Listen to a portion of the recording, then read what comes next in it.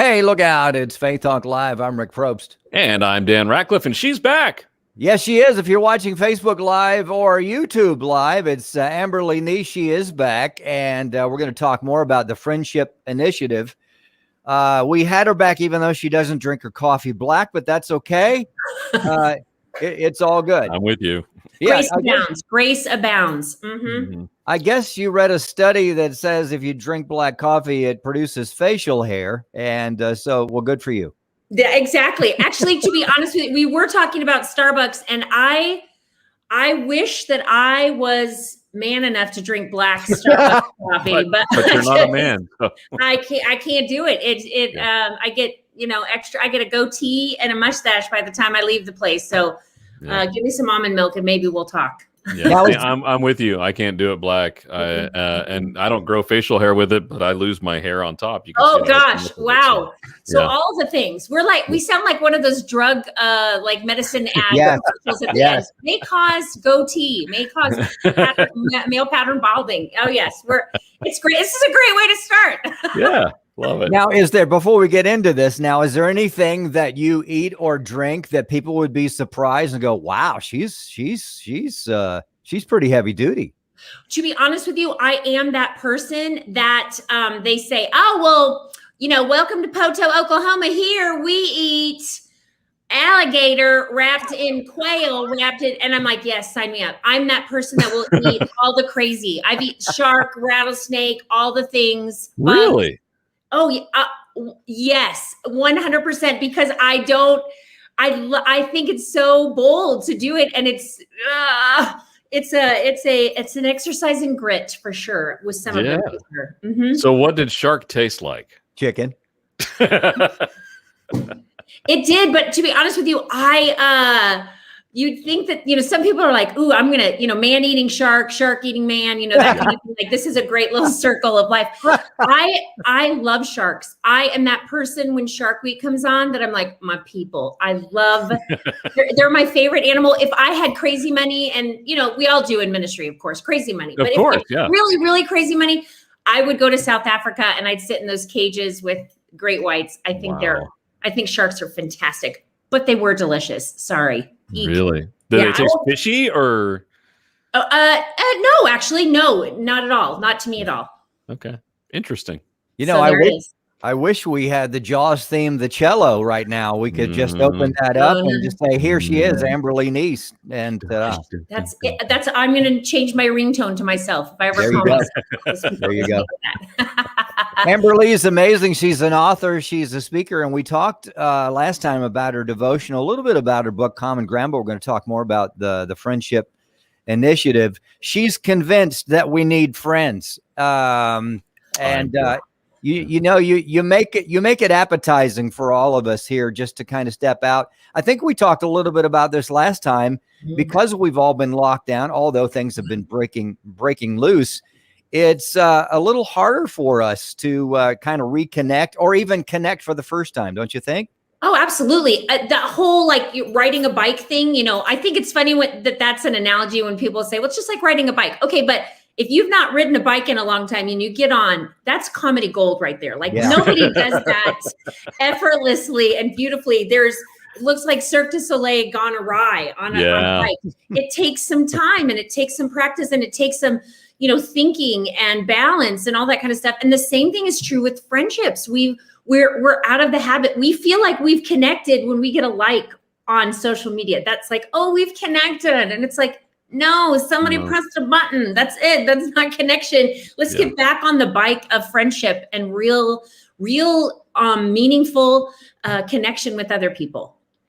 So with the Friendship Initiative, it's you can discover 31 keys for building relationships. Now, obviously, we don't have time to go through all 31, but what are some of the top really important things for building those relationships? Wow. And I thought we had an hour and a half interview on my Yes, 31. So each day, actually, I stole from the playbook of Jesus. So each day is a different way that he connected with someone. Made that initial connection, and this wonderful, amazing, I'm going to say tactics, because although that sounds manipulative, but really He was the original in strategery. He wanted people to know his Father, and so he was strategic in the way that he loved people. So we talk about exercising grace, looking at the story of the adulterous woman, and displaying curiosity when we talked about Nicodemus, going out on a limb when we talk about Zacchaeus. See what I did there? I see what you did there. He's a wee little man. Being truthful when you talk about Pontius Pilate, sharing with others, the boy who shared his lunch. By the way, I just love that story, probably because I'm Italian. And I feel like anybody who shares food is so close to Jesus. So I super love that one. Being faithful, talking about the centurion and interceding for others. Being risky, going out of one's comfort zone with the 10 lepers. I love this story. You know, obviously we've all heard even in Sunday school with the flannel graph, we heard about the 10 lepers and the one that comes back and is thankful. But the truth is, Jesus had to leave the comfort of the city because leper colonies were a thing. They were separate from the city because they felt they were ceremonially unclean. And so they would separate them. And Jesus went out of his comfort zone to make a difference in the lives of these lepers. And the truth is, I don't have the gift of healing. I can make a mean lasagna, but I don't have the gift of healing. Hey, that can be healing right there. This is true. This is true. But I often fail to go out of my comfort zone to love others and make connections well. And I think, you know, Jesus's example is so rich and beautiful. And then making connections with the woman at the well, looking at how do you ask good questions and how do you love people and balance truth and grace? And that's just the first week of the Devo. So you can imagine it's rich and it's convicting. At least I wrote it, and I still get a spiritual bloody nose sometimes when I read it, thinking, something more to work on today. Yeah. Amberly Neese, we're talking about the Friendship Initiative. It's a devotional. So it's more than just living on the fly. Sometimes sometimes living on the fly, I'm pretty good on the fly, but sometimes I get stuck.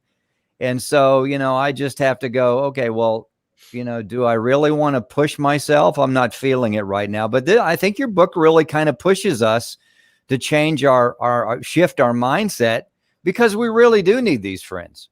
We really do. And I think the last time we had the opportunity to talk, we talked about the research that came out that said in January of 2020, so before quarantine, before 6 feet, before we were complimenting people on how cool their mask was, which I never thought would ever happen in the history of the world. Before we were doing that, in January of 2020, 61% of Americans admitted to being lonely. And so I feel like, yes, we need to be strategic. First of all, Rick, I'm sure on the fly, you are a fantastic friend, but the world is dying without Jesus. And what a great way for us to use, the evangelical tool of just friendship, just loving, of just serving, of just caring, of just reaching out, of not only using your on the fly, but also being strategic and taking that extra step of kindness. I think the world could be turned upside down with our friendships, truly. Now, but it sounds like you're saying, now using the word strategic, but it sounds like you're saying we have to be intentional about this and like plan. How dare you use a better word than I did, Dan? How dare you? But that's exactly it. Yeah. Wintentional. Like seriously, wintentional. I love that. And to intentionality. Absolutely. And the beautiful thing is we do have busy lives and it is hard to do it. And I know that to be true, but we watch Jesus, who had his disciples that are like, we got things to do and people to see. Let's go. Moving on. And the lady touches the hem of his garment. Mm-hmm. And he's intentional. He stops. He's busy. He's the savior of the world. I think he was busier than we are. No matter how big, we're like, oh my gosh, I can't fit one more thing in. Yeah, he made the world and then he came to save it. So I think he's busier. Yeah. And yet he turned around and he said he knew who touched it, but he said who, because he wanted to make connections with her. And I need to do the same with the lady at the grocery store and the jerky guy that just cut me off in traffic. I need to love them and serve them well so that they would know just how much Jesus is crazy about them. See, now you're stepping on my toes with the guy in traffic. So, Are you the guy in traffic? That's what I want to know, Dan. Are you No, that the guy? guy in traffic's behind me or in front of me going too slow. Yes, he is. What a perspective. I love it. Amberly Neese, it is the Friendship Initiative. And no doubt you can go to Amazon to get it, but you can also go to our website as well, amberlyneese.com.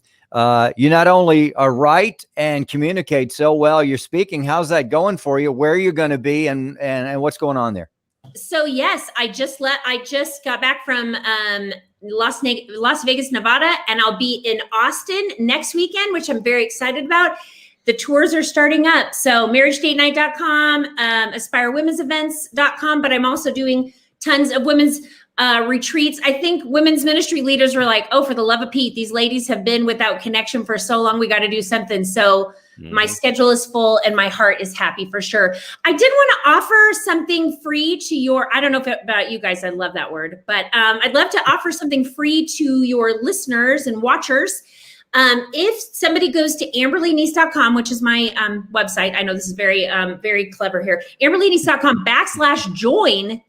If they sign up for my monthly newsletter, then they get a free ebook called 50 Ways to Initiate Great Connections. So if they want tangible, like pragmatic ways to make those connections, they can download that bad boy and get that ebook and hopefully be encouraged to initiate friendships better.